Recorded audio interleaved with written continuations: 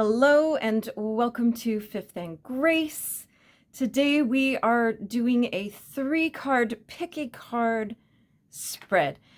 And what we're going to get from this spread is the wisdom your past self wants to share with you right now.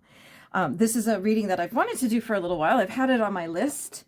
I don't know how many people have lists of videos and readings they want to do, but I certainly do. And so this one's been there for a while, and I thought, you know what, today's the day, we're going to get it done. We've got the Yuletide deck on the table today. This is the deck we're using for all of December, with the exception of the investigation decks. I've got, you know, What Lies Beneath and True Crimes and all that kind of stuff. So we are going to do an investigation reading this week as well. I kind of want to know about this John Benet Ramsey thing. And why it's come up again. Obviously, it's an unsolved murder, so that's why it's come up again. But what's sort of driving right now? So that's what we want to look at, is what's going on there, and we will be using investigation decks for that. So here we are. We have the Chocolate Santa, the Chocolate Coin, and the Candy Cane. Card 1, 2, and 3. So this is your moment to choose your card, and I will let you know what each card is. So card number 1, your past self's gift to you. And this card reveals a strength or a talent or a lesson or something from your past that can empower you today. And this is what your past self wants you to let go of. And this is about emotional or energetic baggage that you're still carrying and you need to release in order to move forward into the successful life of abundance that you may desire. And our final card, card number 3, is a message for your future from your past self. And this is insight or encouragement that should help guide you on your next steps. So I thought this is, you know, it's December. I thought this is a great time to sit down with this. And while I'm talking, pick your card. You can pick all of them. It's okay. So you can, I just thought this would be like a nice time to really like examine this, because our past self could be last week, last month, last year. It doesn't have to be, this isn't necessarily a past life. This is your past self. So who you were a month ago, a year ago, 2 years ago, whoever, whatever it is, there's a message here for you. So we're going to start with the Chocolate Santa, and we're going to flip that over mistletoe, excuse me, in reverse. Mistletoe in reverse. I'm going to look up the timings of these cards as well, as I always do, because I just find them so fascinating. It's amazing when something lands exactly as it should, that on the timing. And I've got a chart here with all of the, oh, here it is. So you can see I made a chart of all of the cards from the Yuletide deck because they are different. So mistletoe does not exist in traditional tarot, but it exists here. And mistletoe represents the lovers. The lovers. And it's interesting that this deck has the Fool. It's just interesting how they're all laid out. Anyway, they've changed the numbers a little bit in this deck. So it's just, that's why I have a chart so I can keep track. Anyway, so the lovers in reverse. So this message, what your past self's gift to you is what's really coming through strong is detachment. The gift that your past self has achieved for you is the art of detachment. And this, I think, really where this solidifies itself is in the realm of boundaries. So not being a people pleaser, not being someone who bends over backwards for people, not somebody who gives more than they get. Excuse me, I still have this stupid cough.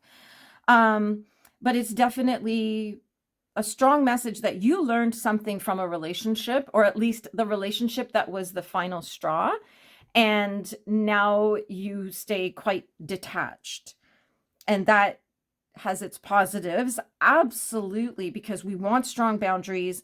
We want to not get used by people. We don't want to be people pleasing, all of that kind of stuff. At the same time, we also don't want to remove ourselves so far from other people that we don't have relationships. I have been seeing a lot lately about people who don't have friends. And I actually posted it on my Facebook and said, like, I'm doing a conversation about people being friendless, essentially. And I asked people, like, what wisdom do you think should be added to this conversation? And got nothing. So yeah, I can't even get, obviously I don't have any friends because they won't even talk to me. So, yeah, it's quite fascinating that what we've done, I feel, is we've put up such big boundaries that they've become walls. And we don't want to do that. And you go back through my videos. You know what? I'm going to tag it in here. I'm going to make a little note. Sorry, I'm going to just stop for a moment. I'm still here. I'm just going to write down a little note to link my video on boundaries. Simply because in that video, I talk about what to do, like how to have boundaries, what you will do if somebody comes up against your boundaries, and then also what to do if you come up against someone else's boundary. Because a lot of people, like, they have a boundary, but they don't know what to do when somebody comes up against that boundary. So they just have a complete meltdown and tantrum and screaming. And we see it all the time. Just go to Walmart. You see it all the time. People like screaming at other customers. And really what it was an unknown boundary that they crossed, and the person screaming didn't know how to handle that. So that video, it's not very long. It's like under 10 minutes long. And in that, I talk about what to do, how to handle your own boundaries, how to handle people who challenge your boundaries, and then what to do when you find yourself challenging someone's boundaries. So this is the message for you, especially at this time of year. It is okay to open your heart. It is okay to have boundaries, but still have relationships. You just know who you are, and don't be afraid to say that. Don't be afraid to, if somebody's coming up and maybe they don't realize it, because I find a lot of people, they're doing stuff really out of the goodness of their heart. Like, nobody's trying to be a jerk. Some people are, but most people are not trying to be jerks. And they might not know that what they're doing is affecting a boundary for you. You gotta open your mouth and say, I'm just letting you know, that's a boundary for me. I'm uncomfortable, and I'm hoping that you'll honor that, and we can move on from there. And see what happens. If that person mocks you or won't stop what they're doing, or they ramp up with it, whatever it is, then just end that. Just quietly walk away. You don't have to have a big production of ending a friendship or a relationship or anything like that. You can just emotionally and energetically disconnect yourself. If you need help with that, let me know. We can do a cord cutting for you. I do have one pre-recorded, but if you want to work with me, we can do that. We can spend some time doing those cord cuttings for you and help you energetically release people. And just all my links are in the description, so you can reach out to me at any of them. And you can also use any of the forms on my website and just let me know what it is that you're looking for, and then we'll get you in for a session. Probably a good idea before Christmas comes.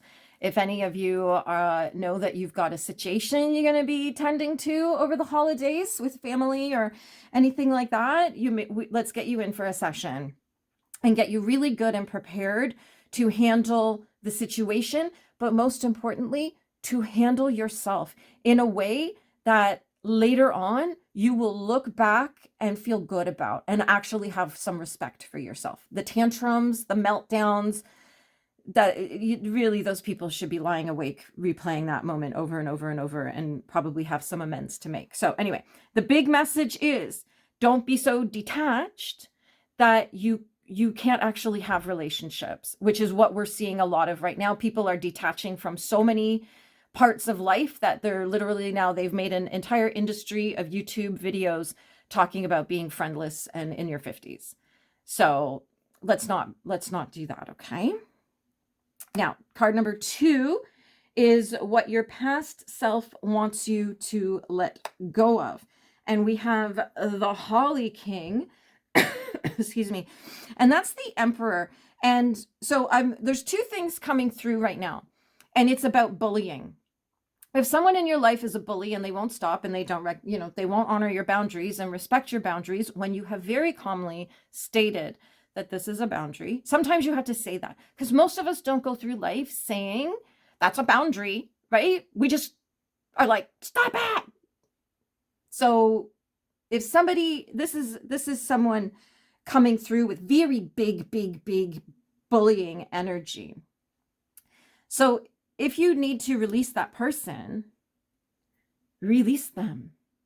Cord cutting. Or if all it takes is you just say, love and light, I release so-and-so now. That's all you need to do. And if that doesn't work, because sometimes these things are so deep, especially if you're trauma bonded with somebody, that takes a lot of work. I know, I've been there. I've had to do it myself. And if you do the work, it's very, very effective. The other energy coming through here is that feeling like you have to be the bully. And I know you're not like, I'm going to be a bully, but it's that like feeling like you have to be really big and bold and aggressive to get what you want. And it's an important reminder to not be in our masculine energy so much. It's okay to lean back in our feminine energy and receive. So I'll give you a good example.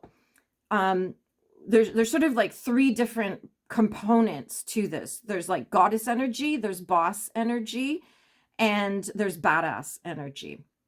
So goddess energy is that leaning back, feminine energy of receiving, right? Think about like Cleopatra leaning back and she gets carried around and people bring her gifts, and, her existence alone, launched 1,000 ships and all of that kind of stuff, right? That leaning back, relaxing energy. A great example of this is when you just go out and do something that's not business, like just go enjoy yourself doing something, a picnic with a friend, or excuse me, a walk to look at the Christmas lights or something like that, that is not hustling or being a badass or a boss, like that big masculine energy. And usually what I find when I do that is I'll hustle. And then when I take the day off to hang out with someone or, tend to myself or anything like that, that's when suddenly my inbox is full, because now I'm in that feminine receiving energy. So I've laid the groundwork with the hustling, but also taking the time to receive. Because if you're hustle all the time, nothing can get in. So you actually have to lean back and leave room for things to get in. So anyway, just a great reminder. If someone is a bully in your life, you can release them. And if you are too much in your masculine energy, you want to tone that down and take some time off. And I don't mean take like a week off, not doing anything with your business. I just mean like, even just take the afternoon off and do something that is not work, just for you. Go sit in a cafe and read a book and sip your coffee, or, like I said, go look at the Christmas lights. The badass energy is that in-between energy of hustle. And then the boss energy is that delegation energy, that both the boss and the badass are very masculine energies. So anyway, and this is a great reminder for moms, especially. Mothering is masculine energy because it's very doing and giving energy. People go, what do you mean? She's a mom, she's feminine. Well, she may be a very feminine woman, but the act of mothering is very, very masculine. And like, think about it. You're taking care of everything for your kids. You're running the show. You're cooking the food. You're packing the lunch boxes. You're getting them out the door. They're doing all the things. You're coaching them. You're teaching them, everything else. That's masculine energy. Feminine energy would be you're in the bath meditating at the end of the day so that you can receive. So that is our message for card number 2, what your past self wants you to let go of. And card number 3 is a message for your future from your past self. And we have the Page of Candles, which is the Page of Wands in reverse. And I'm going to look up the timing. There's no timing so far that are anything to do with right now. So we're just going to end this one as well. So this is a message for your future from your past self. Okay? Take care of your shiz, basically. Don't be so far in your feminine energy that you're doing nothing. This is about being lethargic and pessimistic and spoiled and delinquent. This is a lack of confidence. This is like, there's so much tied up here. There's like a lack of seriousness, not good intentions. There's there's some, you got to get up and get on with it. You got to do the things. You got to do the things. The wands are, you know, this is spicy energy. And you definitely want to be, just get on with it. Get on with doing the things. What you're doing, this lack of doing, is not serving you. And it's actually going to cause problems for you if you don't get that under control. So get on with whatever it is that you're supposed to be doing. For me, that may be laundry.